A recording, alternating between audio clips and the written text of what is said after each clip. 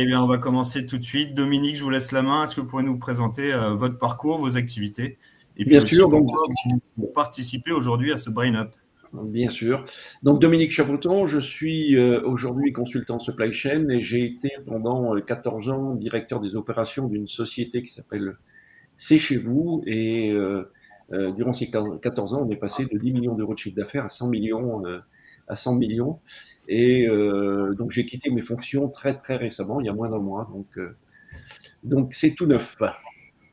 Ok, bah, merci en tout cas d'avoir bien voulu participer à ce Brain Up et éclairer ce sujet d'adaptation des plans de transport aux variations d'activité, de votre expérience. Geoffrey, je me tourne vers vous. Est-ce que vous pouvez dire deux mots sur votre parcours? Vous êtes directeur d'exploitation Sofrilog et puis vos enjeux aussi chez Sofrilog. Oui, alors bonjour. Alors moi je suis donc directeur de l'exploitation de Sofrilog depuis 3 ans. J'ai un parcours de 17 ans dans le transport sur des fonctions opérationnelles, dans la marchandise générale, la matière dangereuse, la messagerie. Et aujourd'hui, j'ai pour mission le développement des activités transport du groupe Sofrilog, notamment en y amenant les méthodes, les process, et j'accompagne le développement et la structuration globale du réseau de transport. Parfait. Merci encore aussi d'avoir participé, de participer à ce Brain Up. Lucille, je me tourne vers toi pour finir. Est-ce que en quelques mots, tu peux Oui. décrire ton parcours et puis ce que tu vas nous présenter aujourd'hui?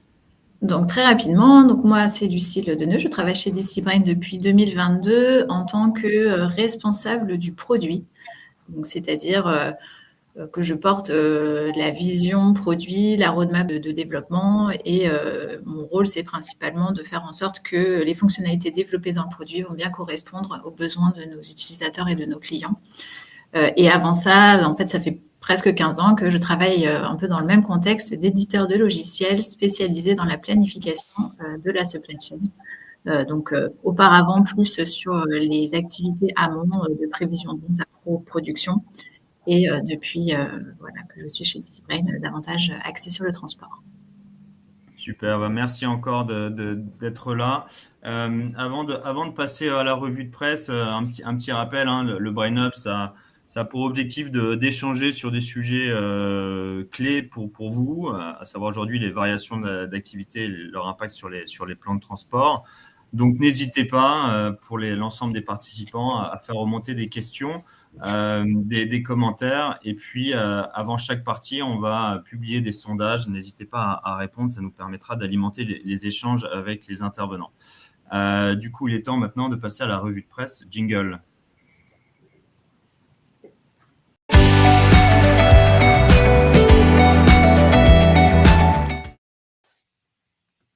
Oui, alors encore une fois, ce sujet, on a essayé de l'éclairer, ce sujet de variation d'activité par plusieurs articles.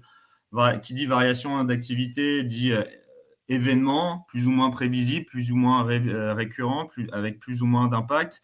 Et le premier sujet sur lequel qu'on a voulu éclairer, ce sont évidemment les variations de vente et la façon de vendre et la façon d'acheter.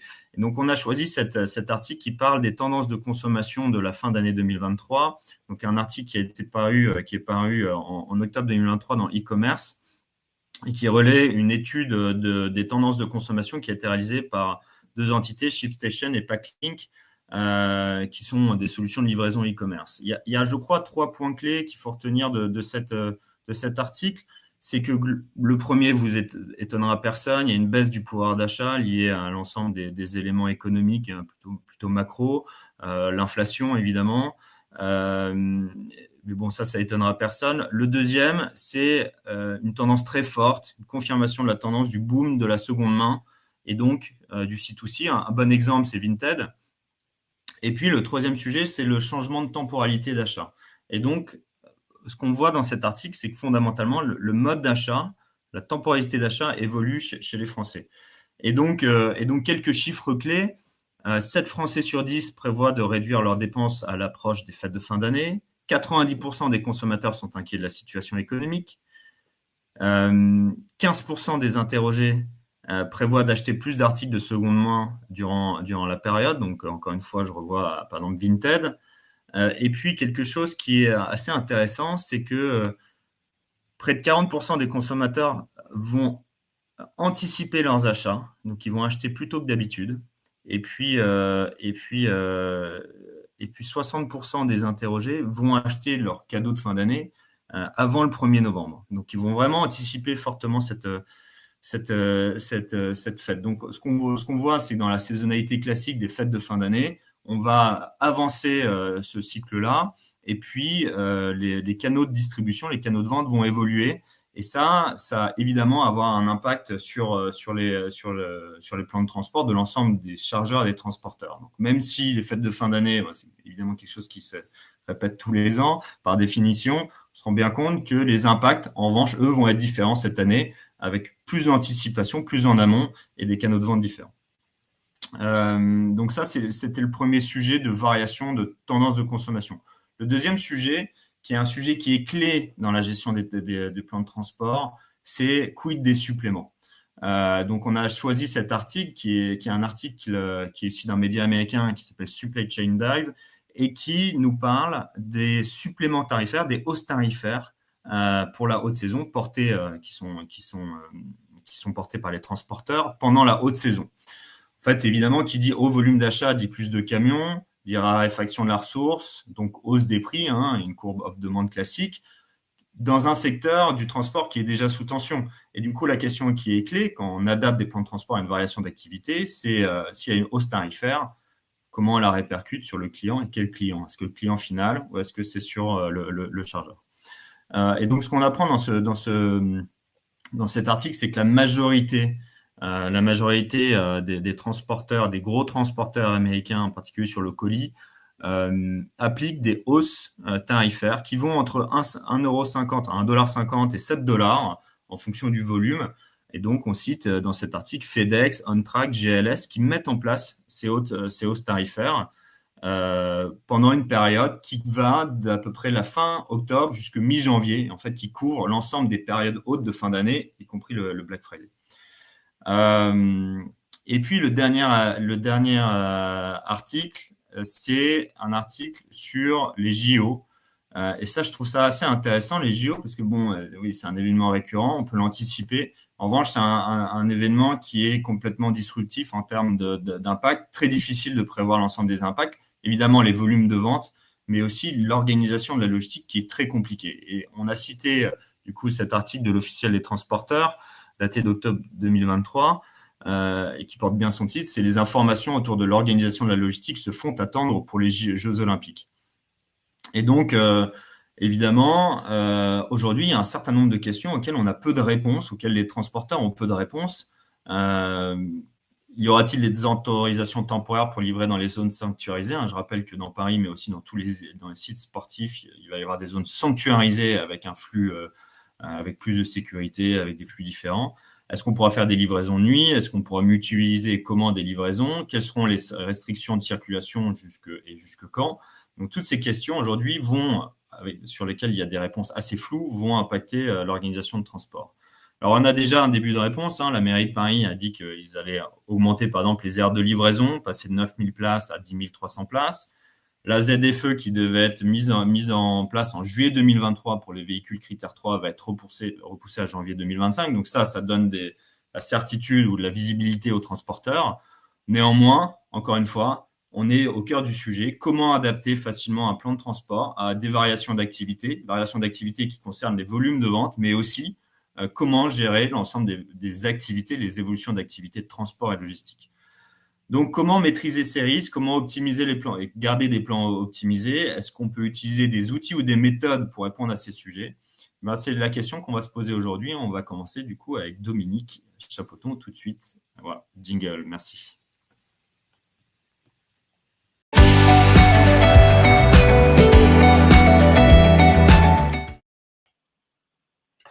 Bonjour à tous à nouveau. Moi, ce que je vais vous présenter maintenant, c'est la manière dont C'est chez vous s'est adapté et s'adapte tous les jours pour adapter ses moyens aux volumes qui peuvent être très erratiques dans le marché du e-commerce. Alors tout d'abord, c'est chez vous.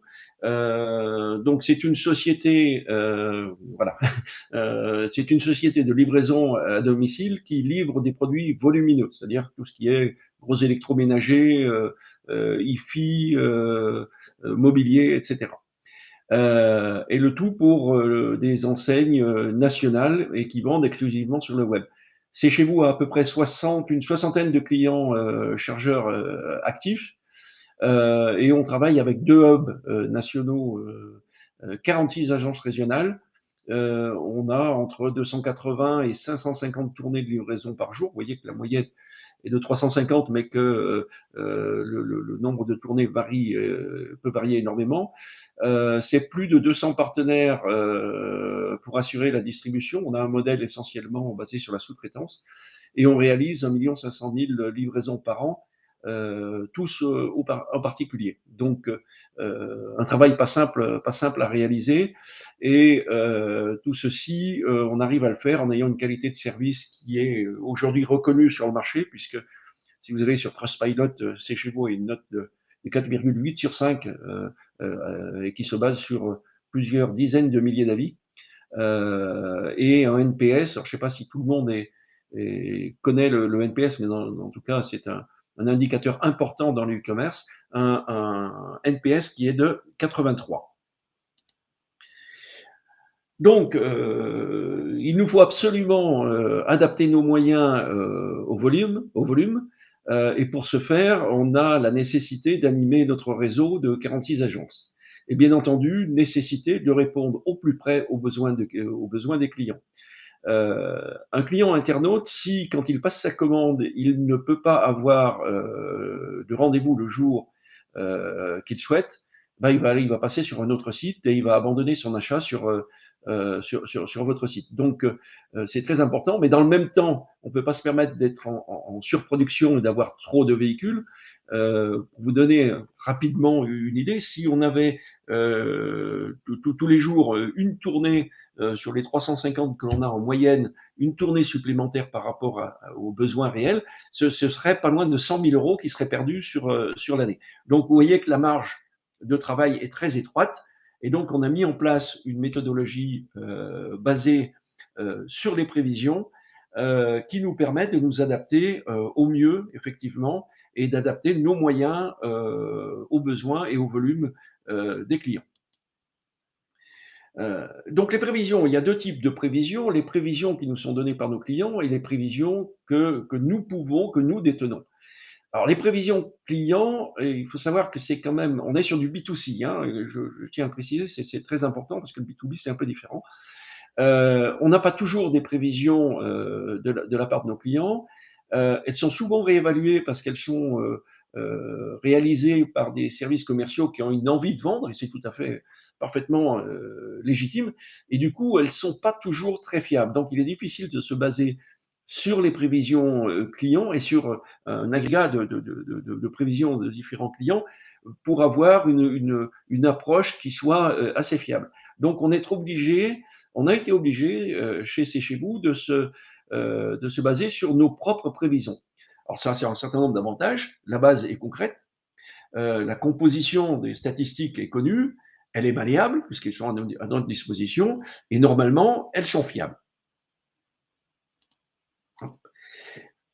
Quand on regarde l'évolution de la volumétrie, la plupart du temps, nos sociétés se basent sur l'évolution mensuelle des ventes et donc du nombre de colis qui nous est remis pour livraison. On s'aperçoit effectivement que d'une année sur l'autre, les mois sont sensiblement la même évolution. Mais chez vous, on avait un problème, on se rendait compte que à l'intérieur même du mois, on avait des variations importantes. Et quand on a creusé un petit peu nos statistiques, on s'est aperçu, c'est assez curieux, que malgré qu'on ait des clients très différents, on a des clients du bricolage, on a des clients du mobilier, on a des clients d'électroménager, eh bien, on a des variations qui sont quasiment identiques d'une semaine sur l'autre chaque année. Et donc ça a été quelque chose d'extrêmement important parce que ça veut dire que déjà, sur une semaine, on peut adapter nos différentes prévisions et donc adapter les différents moyens que l'on va mettre en place. Mais on pensait que ce n'était pas totalement suffisant et on a demandé également à nos clients, chaque fois qu'on faisait une livraison, sur les enquêtes de satisfaction, on leur a demandé quels étaient les jours qu'ils privilégiaient dans la semaine pour se faire livrer. Et on s'est aperçu que selon les agences, on ne retrouvait pas les mêmes jours, que sur les secteurs ruraux, ce n'étaient pas les mêmes jours de livraison qui étaient privilégiés par rapport au secteur urbain, par exemple. Donc, on a encore creusé effectivement ces statistiques et on a réussi ainsi, grâce à ces enquêtes clients, à mettre sur une semaine le pourcentage de livraison de la semaine qui devrait être livré le lundi, le mardi, le mercredi, etc., tous les jours de la semaine, et ça, agence par agence. Et donc, à la sortie, comme on connaît l'évolution d'une année sur l'autre et qu'on connaît notre évolution par semaine, on adapte chaque semaine le nombre de tournées en fonction et par jour en fonction de la volumétrie qui est attendue.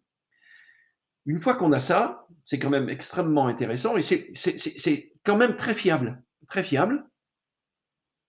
On va animer notre réseau avec alors nos managers de zone. Un manager de zone chez vous, c'est une personne qui va gérer 2 ou 3 agences, qui va être le garant de tout ce qui est process, qualité de service, et qui va aussi avoir la relation avec tous nos partenaires. Donc, on va donner chaque semaine les prévisions pour les 3 semaines à venir à nos managers de zone qui vont répercuter effectivement ces prévisions sur nos partenaires. Le tableau que je vous présente là, c'est un exemple d'une agence et d'une zone en particulier d'une agence. Et chaque semaine, on a une réunion entre le manager de zone et la personne qui s'occupe des prévisions chez nous. Et ces 2 personnes vont discuter effectivement de savoir si les besoins sont adaptés pour les semaines à venir. Donc, c'est la raison sur ce tableau, par exemple, qui est très simple, qui est très logique. Vous avez la prévision qui est sur la partie bleue tout en haut. Donc, vous avez les 3 semaines à venir. Vous avez le nombre de tournées qui est prévu par le manager de zone. Et donc, il y a discussion. Et ce que vous avez sur la droite, on envoie ça au manager de zone en lui disant, bah, écoute, ça serait mieux que tu augmentes ou que tu diminues entre telle date et telle date ton nombre de tournées. Et ça, effectivement, toutes les 3 semaines à venir. Et c'est comme ça que tout au long de l'année, on va adapter nos moyens au volume. Et y compris pour les pics de saison. On a 3 pics de saison qui sont les soldes d'été, les soldes d'hiver, et celui qui est pratiquement le plus important maintenant, le Black Friday, qui est une période beaucoup plus courte et très intense. Mais on retrouve toujours le même principe, toujours la même variabilité, et donc on adapte nos moyens à ces prévisions et que l'on remet à nos partenaires. Alors on essaye d'avoir systématiquement sur tous nos sites plusieurs partenaires de distribution. Pourquoi? Parce que quand on doit effectivement avoir une hausse d'activité très importante, il est plus facile de demander à 3 ou 4 partenaires de mettre un véhicule supplémentaire plutôt que de demander à un partenaire, si on n'avait qu'un partenaire sur cette zone-là, de nous mettre 6, 7 camions supplémentaires. Voilà. C'est la manière dont fonctionne C'est chez vous. Alors, c'est une manière, comme je l'ai dit tout à l'heure, qui fonctionne très bien parce qu'aujourd'hui, on est dans un marché à tonnes. Je crois que ça a été dit au niveau de la revue de presse. Ça ne nous empêche pas de nous être parfaitement adaptés à cette situation. La qualité de service est toujours au rendez-vous et la société est toujours profitable. Donc, le modèle que nous avons mis en place, qui est très pragmatique, hein, on n'a pas été chercher de grandes choses très, très différentes, mais en tout cas, on s'est adapté et on s'adapte tous les jours, parce que tous les jours, nos prévisions sont remises à jour, et avec une réunion hebdomadaire pour animer le réseau. Et de cette manière-là, C'est chez vous réussit à adapter ses moyens au volume tout au long de l'année, pendant les périodes creuses et pendant les périodes beaucoup plus fortes. Voilà. Voilà ce que je voulais partager avec vous. Donc, en conclusion, il est plus intéressant quand on est sur du B2C de travailler sur ses propres statistiques et d'ensuite, à partir de ses propres données, de faire les analyses pour pouvoir sortir des prévisions qui soient très, très fiables.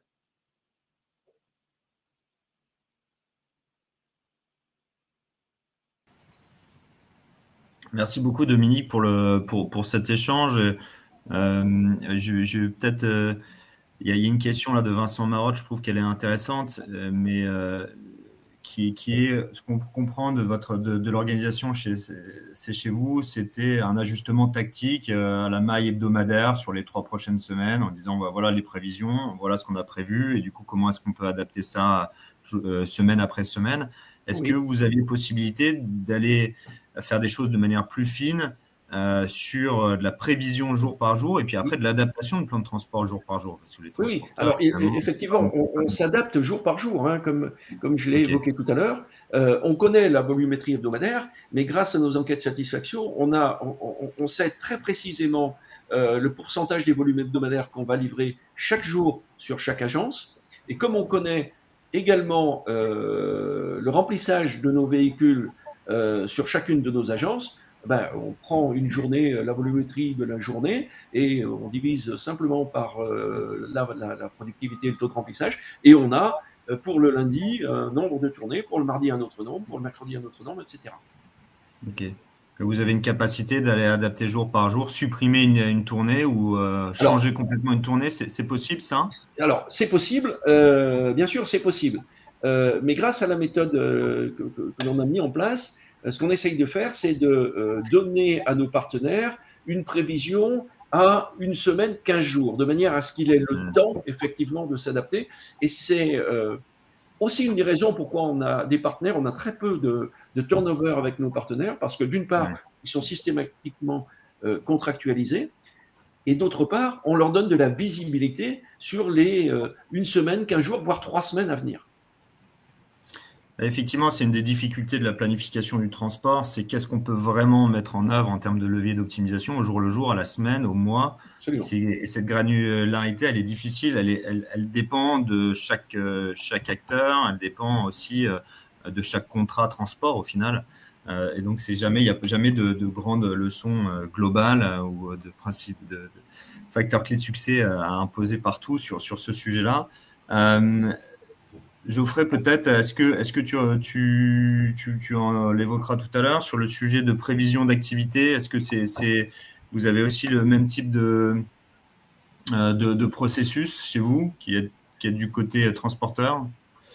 Alors, on a le même type de processus. Donc, généralement, on a quand même souvent, on s'appuie sur l'historique, sur ce qu'on a déjà fait. Alors, étant en transport de denrées alimentaires, on connaît quand même les pics qu'on va au moment des moments festifs, au moment des fêtes, au moment suivant si la météo, en fonction de les glaces, les produits de fin d'année, les produits de fêtes religieuses. On sait à peu près, on sent les choses venir, on le sait maintenant. C'est vrai que la variabilité d'une semaine à l'autre, elle n'est pas toujours la même. D'une journée à l'autre dans la semaine, elle n'est pas toujours la même non plus. Et après, c'est vrai qu'aujourd'hui, j'ai l'impression que ça fait 3 ans qu'on se dit oui, mais cette année, c'est une année à part. Mais finalement, depuis 2020, toutes les années sont à part, en fait.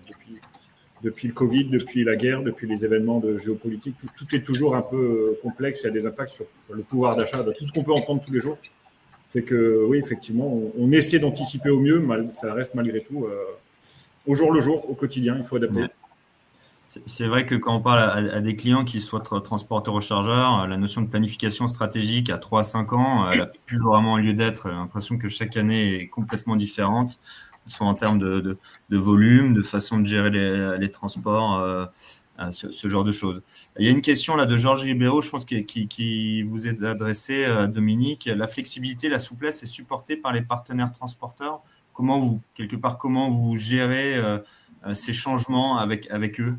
Alors, effectivement, comme je vous l'ai dit tout à l'heure, donc nous, notre modèle, il est quasiment 100% sous-traité. Pour que ça fonctionne, il faut que vous ayez très peu de turnover au niveau de cette sous-traitance. Il faut que vous ayez véritablement des discussions très transparentes avec ces mêmes sous-traitants. Et c'est pour ça que nous, ils sont systématiquement, je leur dis, contractualisés. Et c'est important. Ils ont une visibilité sur et on paye, on rémunère notre sous-traitant à la tournée et pas à la livraison. Et ça nous permet effectivement de faire en sorte que cette flexibilité soit supportée par le partenaire, mais encore une fois avec une visibilité suffisante qui lui permette d'avoir de réutiliser ses propres camions sur d'autres activités. Ok. Effectivement, il y a pas mal d'autres questions. On fait tourner, je viens d'y répondre. Voilà. Ok. Donc, le forfait tourné, ça veut dire que c'est nous qui prenons le risque de remplir ou de ne pas remplir les camions. C'est pas le partenaire qui le supporte. C'est bien nous qui le supportons. Hein.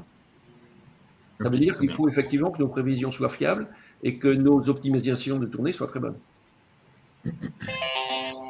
C'est clair. Ce que je vous propose, c'est qu'il y aura sans doute d'autres questions sur le sujet. Je propose qu'on passe à la partie de Geoffrey. On va compléter le sujet sur l'adaptation des plans de transport. Du coup, du jingle.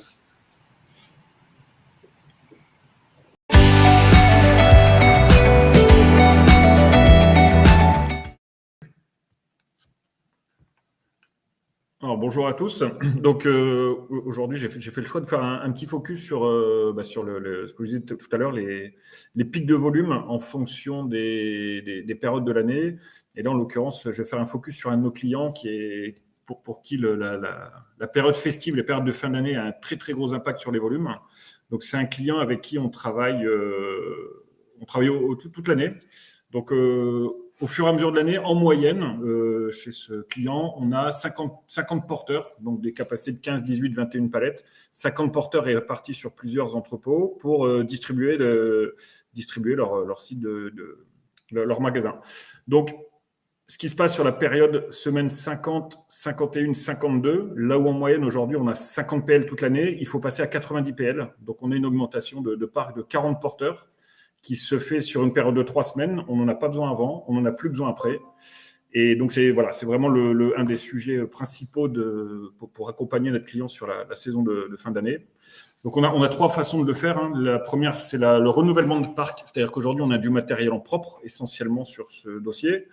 Le matériel en propre nous permet comme on renouvelle nos véhicules tous les 4, 5 ou 6 ans, en fonction des kilométrages, en fonction de l'utilisation, on s'arrange avec nos constructeurs, nos fournisseurs pour que nos véhicules neufs arrivent fin novembre, début décembre, de façon à ce que nos véhicules neufs viennent s'entrecroiser avec nos véhicules à renouveler. Sur la période de 3 semaines, on augmente notre parc grâce à cette arrivée de parc propre.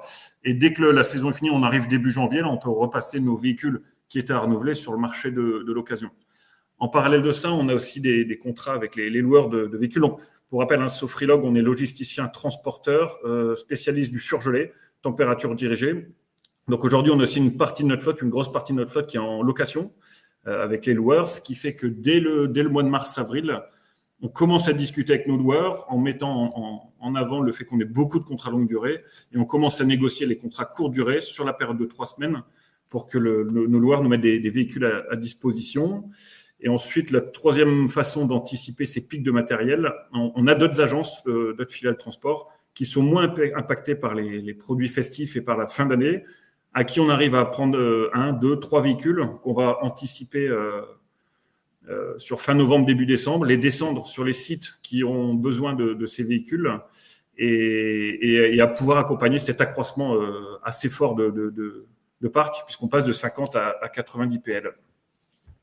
Après, sur la partie recrutement, donc on fait le partage de connaissances métiers, c'est-à-dire que depuis plusieurs années, on a pris l'habitude de travailler avec les mêmes sociétés d'intérim. Ces sociétés d'intérim, on les a fait venir sur nos sites, on les a fait venir rencontrer nos conducteurs, on les a fait venir rencontrer nos clients pour qu'ils se rendent bien compte de comment ça marche cette période festive, comment ça fonctionne sur les quais, comment on charge le camion, qu'est-ce qu'on va demander précisément à nos conducteurs, à nos intérimaires, de façon à ce que eux, quand ils reçoivent des candidats, en fonction des profils, tout de suite, ils peuvent se dire « Ah, moi, j'ai quelque chose pour vous sur la fin d'année » et ils vont nous envoyer les conducteurs. On fait une fidélisation des conducteurs saisonniers aussi, c'est-à-dire que tous les ans, sur ces périodes-là, on arrive à récupérer des conducteurs qui eux sont le reste de l'année sur des activités qui ne seront pas impactées par les fêtes de fin d'année. Ça peut être par exemple les conducteurs du BTP ou les conducteurs de l'industrie où les usines vont fermer, le BTP va s'arrêter. Ça peut être aussi les clients les sociétés qui vont livrer des cantines scolaires ou qui vont livrer des cantines collectives qui au moment des fins d'année et des fêtes n'ont plus de travail. Donc on arrive à récupérer ces conducteurs et au fur et à mesure des années, on les fidélise sur cette période spécifique.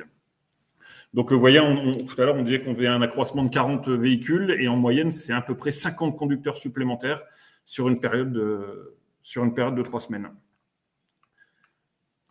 Donc, ces 50 conducteurs, comment on fait? On commence à les recruter. Donc, ceux qui sont habitués, on les prend à partir de début décembre pour former. Et sinon, pour les nouveaux, on va faire un accompagnement binôme, c'est-à-dire qu'on va les faire à partir de mi-novembre, début décembre, par période de 15 jours. Ils vont monter avec des conducteurs titulaires habitués. On va leur montrer les tournées, on va leur montrer les contraintes parce que ce pic d'activité fait qu'on livre un magasin qui livre 1 fois par jour ou 2 fois par semaine peut être livré 2, 3, 4 fois par jour avec des livraisons de matin, avec des livraisons de nuit, avec des livraisons en autonome, des livraisons en SaaS. Donc, on leur montre tous les process, l'accompagnement qu'il faut faire, avec un focus très, très important sur le respect de la chaîne du froid, parce que c'est extrêmement important dans nos métiers. On les forme on leur donne les formations hygiène et sécurité, on leur donne un livret d'accueil et on accompagne nos conducteurs là-dessus. Notre client est extrêmement vigilant sur le respect de la chaîne du froid, sur le respect des règles de sécurité dans les magasins, sur la capacité aussi à livrer en autonomie sur des SaaS et sur toute la partie retour emballage. C'est vraiment le nerf de la guerre avec ce client-là sur 11 mois et demi d'activité, c'est d'être capable de l'accompagner correctement sur les 3 dernières semaines en respectant la chaîne du froid, en respectant les approvisionnements des magasins. Parce qu'aujourd'hui, eux ne peuvent pas se permettre de louper cette courte période de 3 semaines de produits festifs qui représentent des ventes importantes pour eux. Et on est vraiment jugé sur cette période de fin d'année, sur notre capacité, à amener du matériel de façon conséquente sur une courte période, et 2, de trouver les bons conducteurs avec les bonnes formations et qui seront capables de nous accompagner sur ces 3 semaines.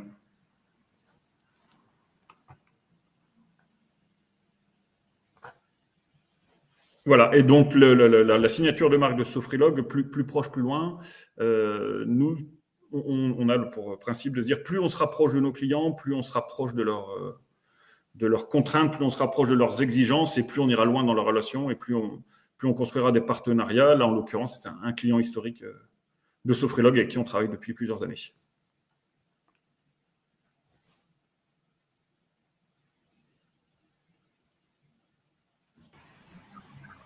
Merci beaucoup Geoffrey pour cette explication et on comprend bien les problématiques autour de la recherche des ressources, le transport, les conducteurs dans des pics et que cette capacité à aller vous adapter aux demandes des chargeurs, ça fait partie de votre proposition de valeur.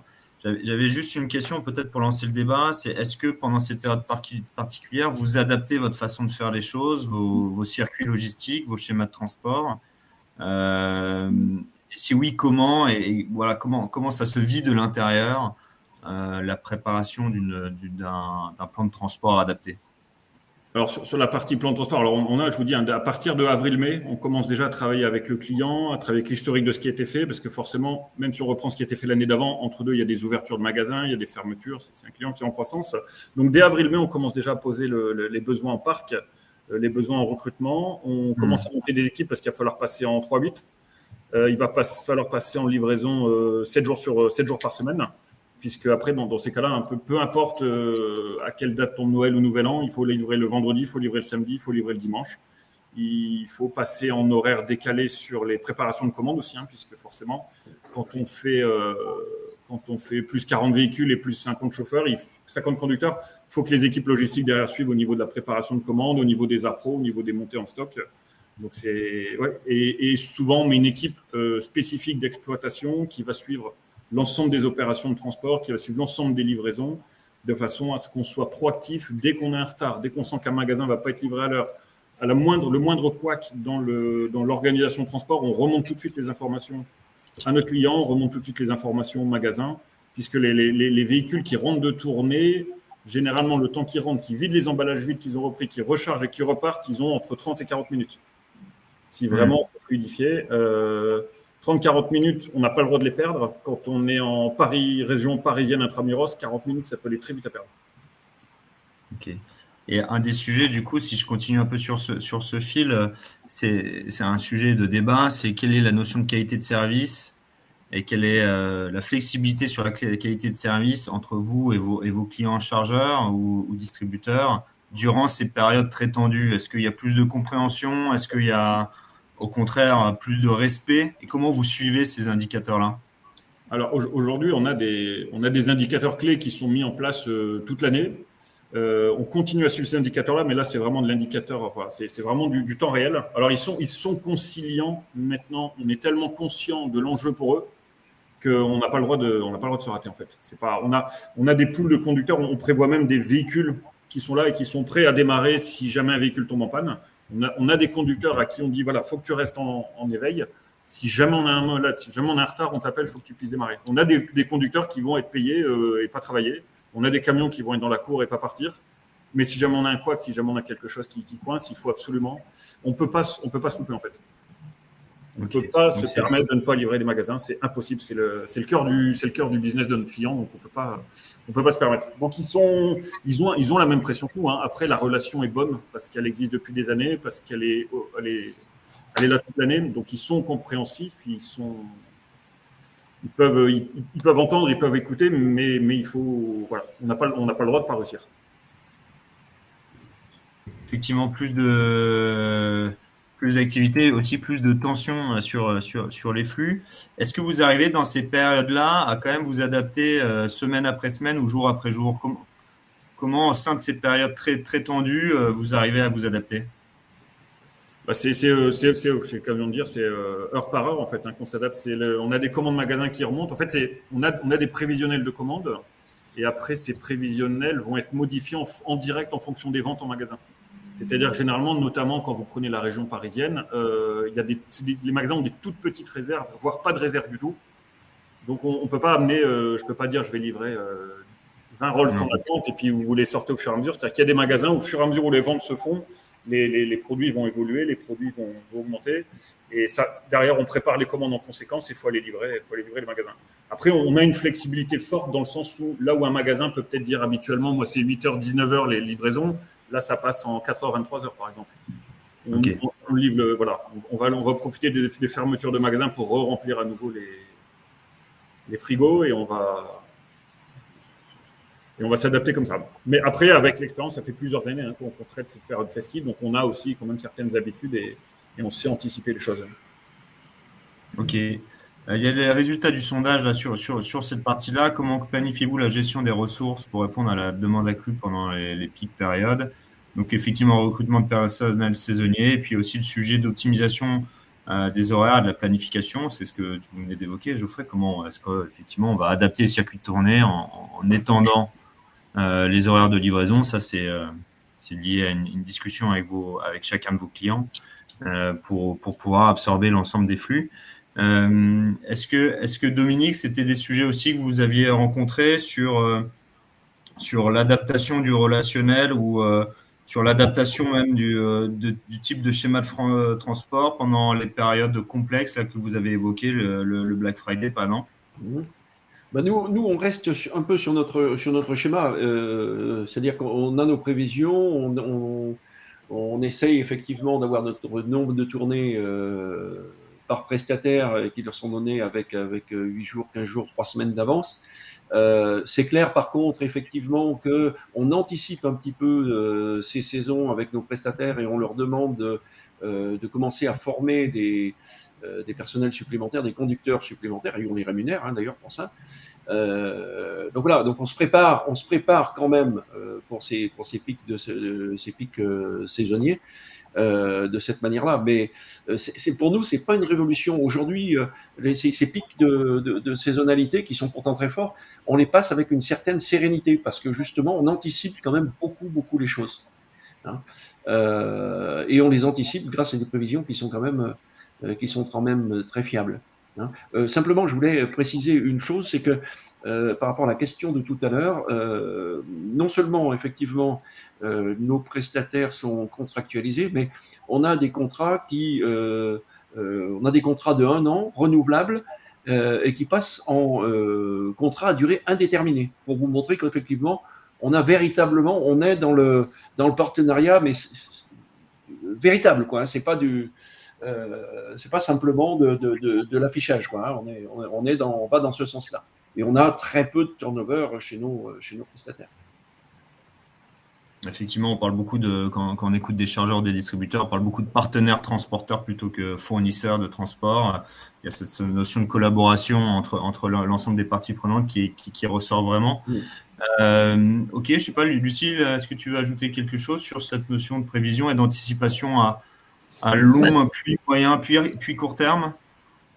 Moi, j'avais plutôt une question. Je ne sais pas si je peux me permettre de participer au débat de cette manière-là. Par rapport au flux plus amont, c'est-à-dire, parce que là, on a beaucoup parlé de la distribution donc au client final, mais finalement, la mise à disposition des produits aussi en temps et en heure pour qu'ils soient aussi disponibles. Comment est-ce que vous intégrez ça dans votre planification un peu au quotidien, soit comme une contrainte, soit comme… C'est une question pour moi ou pour Geoffrey? Pour tous les deux, je pense. Pour tous les deux. Je vais laisser répondre Geoffrey dans un premier temps. Alors nous, sur la partie sur la partie logistique, il est plus facile. Alors déjà, on est sur des produits surgelés, donc forcément, on n'est pas non plus sur la même notion que les produits frais. On a des DLC extrêmement courtes. Nous, on est sur du surgelé, et on a des entrepôts de stockage qui sont des entrepôts capables d'accueillir plusieurs milliers de palettes. Donc, on sait l'anticiper quand même bien en amont. On a là pour le coup, on a le recul avec notre client. Le flux amont en lui-même n'est pas la complexité de ce pic saisonnier. On sait rentrer du stock dans nos entrepôts, on prépare les commandes. Le nerf de la guerre, c'est vraiment la distribution, notamment et surtout la région parisienne, ou en tout cas là où il y a peu de place. Et ce que disait Dominique tout à l'heure, c'est que ce soit des sous-traitants ou des conducteurs. Nous, pour le coup, sur ce dossier-là, on est exclusivement avec nos véhicules et nos conducteurs ou des conducteurs intérimaires. On sécurise le dossier comme ça, mais on peut aussi sécuriser. Mais le nerf de la guerre, c'est les hommes. Hein. C'est les hommes avec un grand H, c'est le recrutement. Aujourd'hui, recruter des conducteurs, recruter des agents de quai pour aller sur des entrepôts à moins 24, c'est pas facile. Et recruter des conducteurs aujourd'hui, c'est quand même une main-d'œuvre qui est pas évidente à trouver, qu'il faut former, qu'il faut accompagner. Et de plus en plus, la relation qu'on fait avec nos clients doit être aussi. Enfin, la relation avec nos conducteurs est aussi importante que la relation avec nos clients, parce que c'est la vitrine de l'entreprise et c'est eux nos premiers représentants chez nos clients. Le nerf de la guerre pour nous, c'est les hommes. C'est clair, c'est exactement la même chose pour nous, hein. Même si ce sont nos partenaires qui ont les conducteurs, mais ils ont exactement les mêmes problèmes. Et il faut qu'on en soit conscient et on les accompagne effectivement, nous aussi, de ce côté-là, par le biais de la formation. Ce qu'il faut savoir, c'est que tous les conducteurs et tous nos partenaires utilisent nos propres outils IT, c'est-à-dire que les conducteurs ont leur smartphone, mais ils ont une application, c'est chez vous, quand ils vont charger les véhicules et quand ils partent en livraison. De la même manière, nos plateformes régionales sont pilotées via un WMS qui est le même sur les 46 plateformes, même si elles sont gérées par des partenaires différents. Mais on a un seul logiciel, un seul WMS qui nous permet de piloter l'activité. Et pour en revenir effectivement au pic d'activité, alors nous c'est un peu différent parce que les entrepôts amont sont pilotés par nos clients. Hein.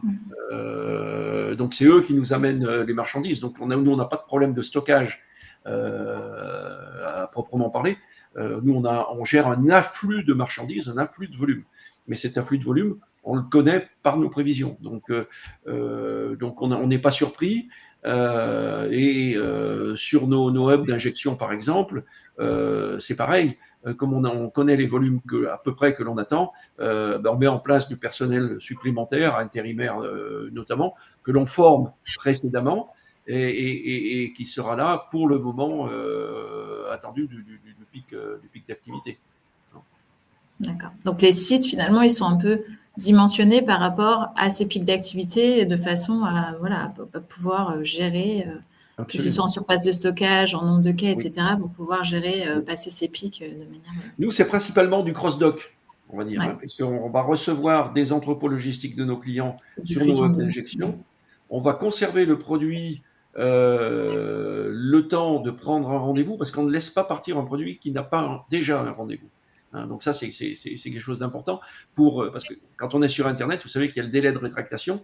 Et si, comme la plupart de nos concurrents d'ailleurs, dès qu'ils ont l'information qu'ils vont avoir une commande, dès que le produit est commandé, il part dans une plateforme régionale. Nous, c'est pas notre cas. Il est en rétention tant qu'on n'a pas le rendez-vous et il part il est préparé J-2 de la livraison au client final. Ce qui évite des délais de rétractation et qui nous permet de ne pas transporter inutilement des produits qui vont aller dans une agence régionale, qui vont être refusés par un client et qui vont être obligés de revenir. Bien noté. Merci Dominique. Peut-être une dernière question là pour finir avant de passer à la dernière partie. Geoffrey, pré-stockage possible des magasins? En région parisienne, c'était compliqué, par exemple. Ouais, alors non, c'est pas possible parce qu'on est vraiment lié. On connaît les volumes en termes c'est-à-dire qu'on livre des rolls, on sait le nombre de rolls qu'il va y avoir dans le camion. Par contre, c'est vraiment lié aux ventes des magasins. C'est-à-dire que ça va s'ajuster au fil de l'eau. Et c'est compliqué de près. Alors, il y a de la préparation un petit peu en avance, mais c'est vraiment de la livraison en flux tendu, en fait. Parfait. Merci Geoffrey pour ces éléments d'explication. Je propose maintenant qu'on passe à la partie de Lucile. Du coup, jingle.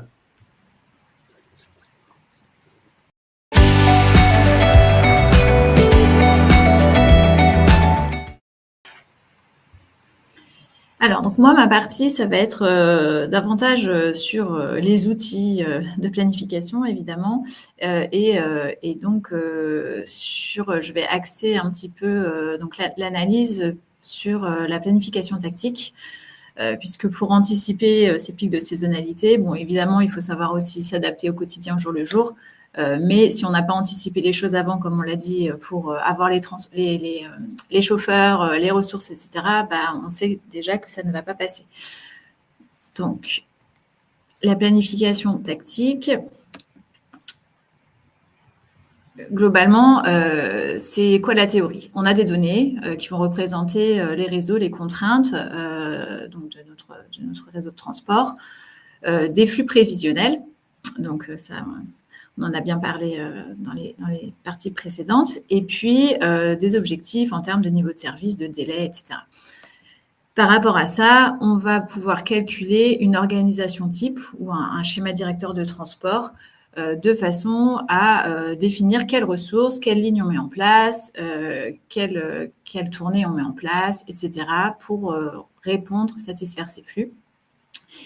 Et puis, une fois que ça, c'est fait sur un horizon tactique, donc peut-être pour 1 mois, 3 mois, pour une période, on va dire, standard de l'année, d'un point de vue opérationnel, on va venir finalement opérer ce plan et l'ajuster pour tenir compte des aléas du quotidien, éventuellement rajouter du spot, etc. Le petit problème qu'on va avoir, c'est que ces aléas du quotidien, donc, ils peuvent… finalement être un peu le caillou dans la chaussure de ce process bien huilé, puisque la demande réelle, elle va être différente de notre demande qu'on a pris en compte quand on a fait nos super plans de transport optimisés sur du tactique, et fait qu'on se casse la tête tous les jours au quotidien pour réajuster le plan de transport à la réalité du terrain. Donc là, les outils de planification, ils vont nous permettre finalement de prendre en compte en amont, dès la planification tactique, cet aspect de variabilité de la demande, puisque quand on va faire ce calcul d'organisation type, on va non seulement prendre en compte les prévisions d'activité, de flux, mais aussi l'écart type de ces prévisions, c'est-à-dire est-ce que ces volumes sont stables ou est-ce qu'il y a beaucoup de variabilité sur ces volumes. Et en fonction de ça, on va vraiment tenir compte de ces données-là pour planifier pour établir, déterminer un schéma de transport qu'on appelle un schéma de transport robuste, c'est-à-dire qui permet d'absorber la variabilité de manière assez facile sans qu'on ait besoin de tout casser. C'est-à-dire que, par exemple, sur une ligne sur laquelle on sait que les volumes ils ont beaucoup de variabilité, et ben on va pas dans notre schéma de transport, on va garder de la marge sur le remplissage du camion de façon à pouvoir absorber les volumes additionnels qui sont finalement un peu le quotidien. Voilà, des fois on en a plus, des fois on en a moins. Et à l'inverse, sur des lignes ou des agences où les choses sont plus stables, on va pouvoir ajuster, être un peu plus, être un peu plus juste sur les ressources décidées, puisque la mise en place de spots, finalement, elle va être plus rare. Et donc, on accepte le risque de l'ajustement du quotidien. Donc ça, c'est sur l'aspect, finalement, traitement de l'aléa, on va dire prévisible, de l'aléa du quotidien, puisque chaque jour est différent. Mais maintenant, on va aussi avoir le cas, donc là, dans le cas un peu plus dont on parlait précédemment, de saisons ou de phénomènes externes propres à l'activité qui rendent, pour le coup, le schéma standard complètement caduque. Parce que les volumes, ils sont, je ne sais pas, x2, fois même 20%. Donc, on sait que le plan, il est vraiment pas utilisable en l'état. Et dans ce cas-là, nous, ce qu'on va proposer, c'est de gérer plusieurs versions en fait, de schéma directeur. Donc, tout simplement en allant pouvoir simuler plusieurs scénarios de demande. Donc, on va avoir le scénario de demande, on va dire, standard, le scénario de demande réduit pour les périodes où il ne se passe pas grand-chose, et le scénario de demande peut-être Noël, pic d'activité ou Black Friday, de façon à pouvoir vraiment jouer avec ces versions de flux différentes et donc, dans l'outil, calculer plusieurs versions aussi de plans de transport adaptés à ces contextes de demande. Donc ça va permettre, après, d'un point de vue opérationnel, d'ajuster, de choisir en fonction de la période la bonne version de plan de transport, parce que là, on sait, période de Noël, donc là, on va partir de ce plan de transport qu'on a travaillé spécifiquement pour cette période. Et du coup, on aura beaucoup moins d'ajustements à faire d'un point de vue opérationnel. Voilà, donc ça, c'était pour la théorie. Ce que je voulais faire, du coup, aujourd'hui, c'était en profiter pour faire une petite démo de notre produit DCBrain qui va illustrer un petit peu ce dernier sujet de comment on peut facilement, avec un outil de planification, gérer plusieurs scénarios de plans de transport et de flux de façon à avoir un peu de visibilité et à pouvoir gagner en adaptabilité du schéma de transport sur la maille tactique. Donc, go pour la démo. Alors, nous voici sur la plateforme DCBrain, sur l'écran d'analyse principal du plan tactique de transport. Là, sur un schéma sur la France complète, on va pouvoir visualiser sur cet écran l'ensemble des données indicateurs de performance de notre organisation type, comme les données de coût, les données de quantité transportée, des indicateurs sur le taux de remplissage, donc l'efficacité du plan, le pourcentage de reste à quai et sur des émissions CO2. Donc maintenant, nous allons simuler une variation d'activité à partir de ce scénario et de ce schéma de référence. Et donc, nous allons simplement repartir de ce scénario, le cloner. Donc là, DCBrain va directement dupliquer tout le jumeau numérique correspondant à ce scénario. Donc, je renomme mon scénario scénario de Noël. On va se placer dans le contexte d'une activité qui serait modifiée à la période de Noël avec potentiellement plus de volume à transporter et des volumes qui proviendraient de régions un petit peu différentes, donc une répartition, une distribution des flux un peu différente à cette saison. Donc, je vais sélectionner donc ce nouveau scénario Noël qui pour l'instant est parfaitement identique à mon scénario de référence et je vais venir modifier les flux pour ce scénario. Donc là, dans cet écran, je vais retrouver toutes les données de base de mon jumeau numérique, donc les sites, la flotte, etc. Donc là, je vais choisir les flux et je vais, en utilisant cette zone ici, soit venir glisser directement un fichier, soit venir charger donc un nouveau fichier de flux dans l'outil. Donc là, DCBrain a bien chargé toutes mes données. Je vais choisir insérer ou mettre à jour puisqu'ici, il s'agit de venir modifier des données de flux déjà existantes. Et je vais envoyer ça. Donc là, on n'a aucune erreur détectée. Vous avez vu, c'est très rapide pour importer 111 264 lignes de fichiers de flux dans l'outil. Donc une fois qu'on a chargé nos nouveaux flux et créé ce scénario de Noël, on va pouvoir visualiser, grâce à la simulation du jumeau numérique, l'ensemble des indicateurs calculés pour cette nouvelle version de flux. Donc par exemple, ici, on voit qu'on a beaucoup plus de quantité à transporter sur ce scénario. Donc on peut comme ça comparer de manière macro la performance de notre schéma de transport par rapport pour absorber cette nouvelle version de flux. On va aussi pouvoir utiliser les fonctions d'optimisation de l'outil qui vont permettre non seulement de visualiser des indicateurs, mais aussi de recommander des modifications du schéma de manière à maximiser un peu la performance pour cette période un peu particulière de Noël. Donc pour analyser les choses un peu plus dans le détail, si on le souhaite, nous avons aussi dans la plateforme donc, des outils de comparaison détaillés qui vont nous permettre là de superposer finalement les résultats, les plans de nos deux scénarios. Donc, si on compare par exemple, prenons le cas de tous les flux qui vont être en provenance de La Roche-sur-Yon, donc on peut imaginer qu'il y a une mer à la période de Noël qui vont partir de ce lieu-là. Et on peut venir par exemple regarder les régions du sud-est en destination. Voilà, donc là on peut voir sur cette carte du haut le scénario de référence et sur cette carte du bas le scénario modifié pour les flux de Noël et on peut constater que l'outil a proposé de créer un direct La Roche-sur-Yon-Marseille qui n'existait pas dans la version initiale et il va aussi proposer de doubler la ligne Avignon-Nice pour... Bon, là, c'est une petite coupure sur la vidéo, mais globalement, c'était la fin. Donc, pour expliquer voilà, ce doublage de lignes, ces propositions d'ajustement du plan, de façon à absorber les nouveaux flux, à s'adapter à ces nouveaux flux. Voilà, c'en était fini de ma partie pour l'instant. Merci beaucoup, Lucille, pour ces éléments d'explication.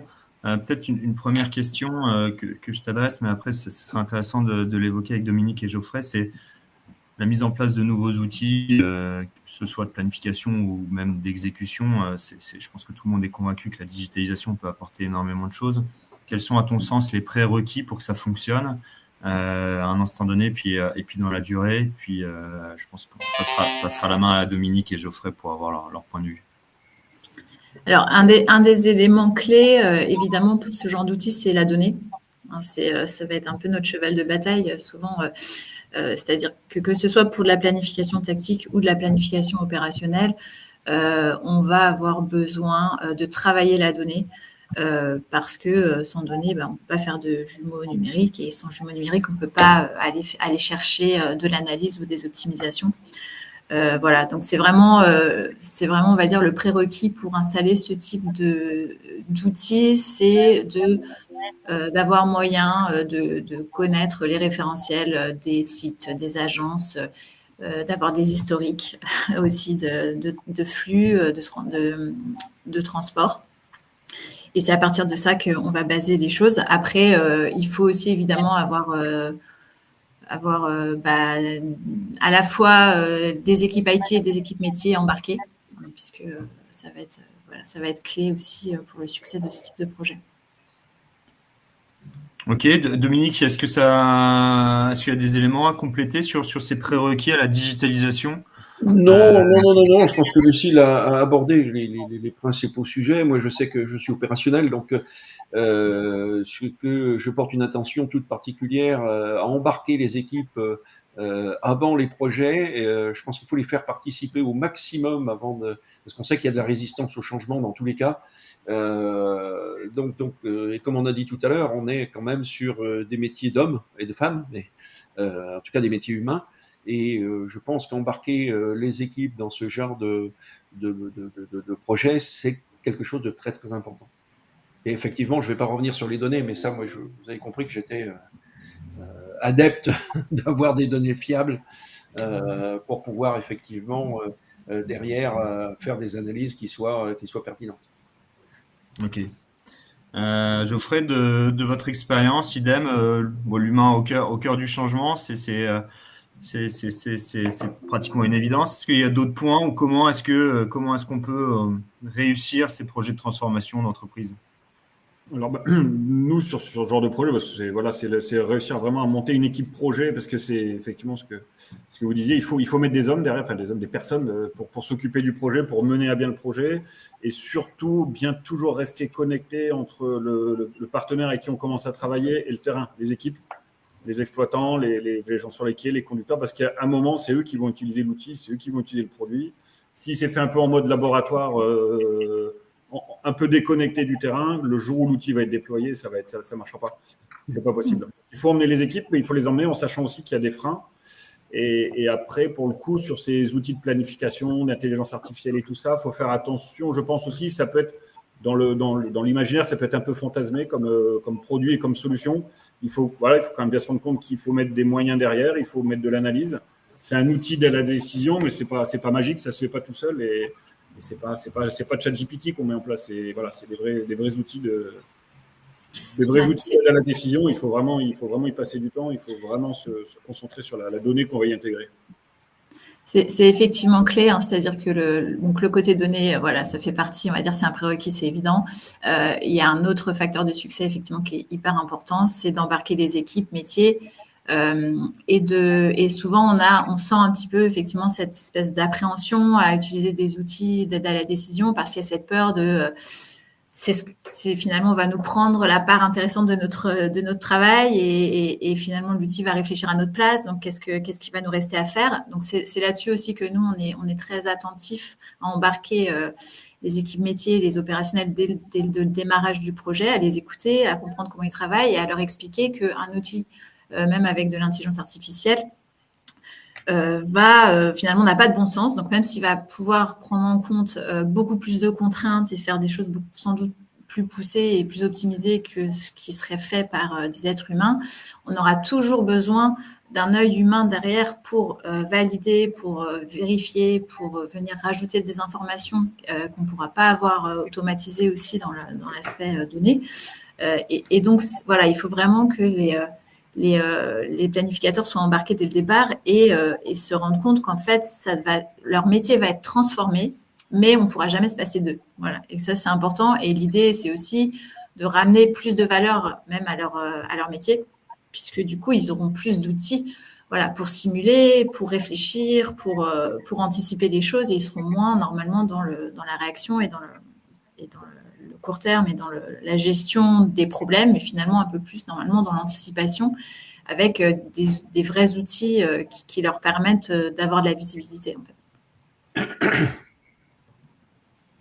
Ok, merci à tous les trois pour ces compléments. Il y a une question là de Georges Ribeiro dans le chat. Comment gérer au plus juste ces pics d'activité lorsqu'on est sur un flux poussé et non sur un flux tiré avec un faible niveau de précision, et est-ce que cette démarche de planification fait sens quand même?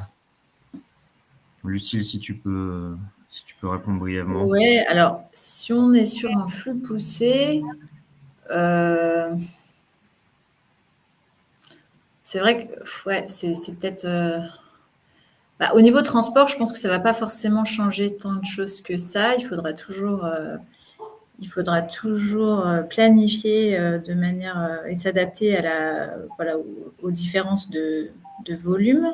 Alors, je lis, il y avait une autre question en même temps.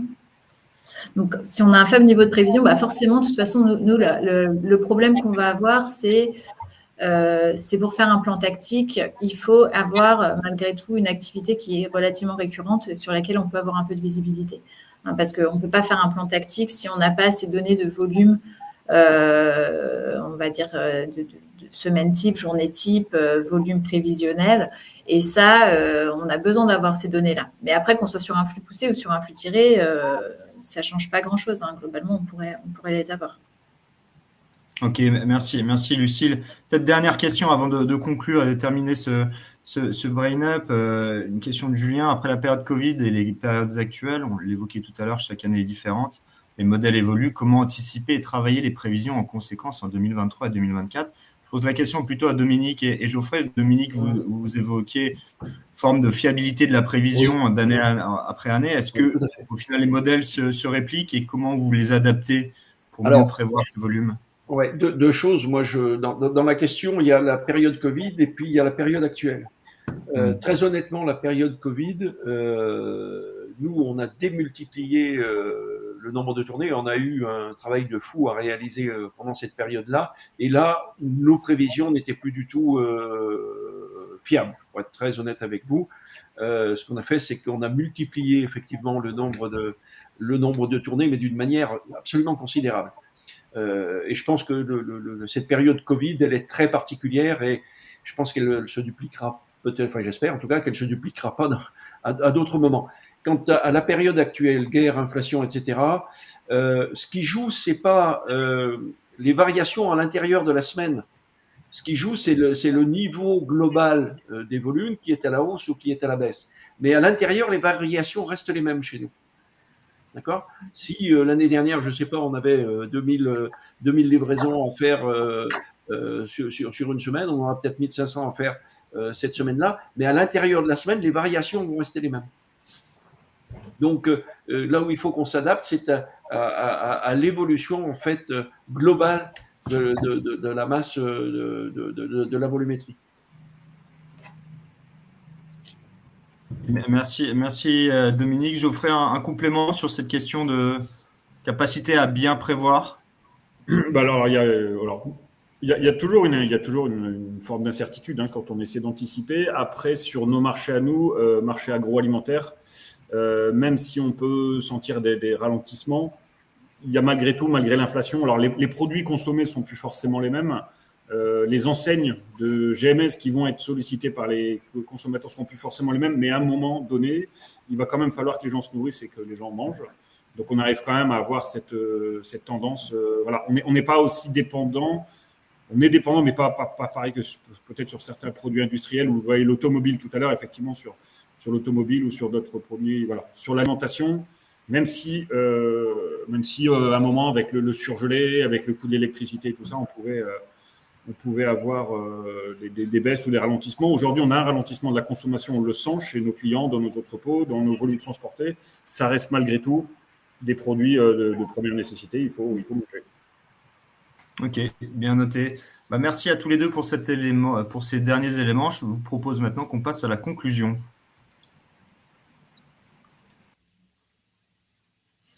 Merci à nos trois intervenants. On l'aura noté, la capacité à bien prévoir ces flux, à ces variations d'activité, c'est clé.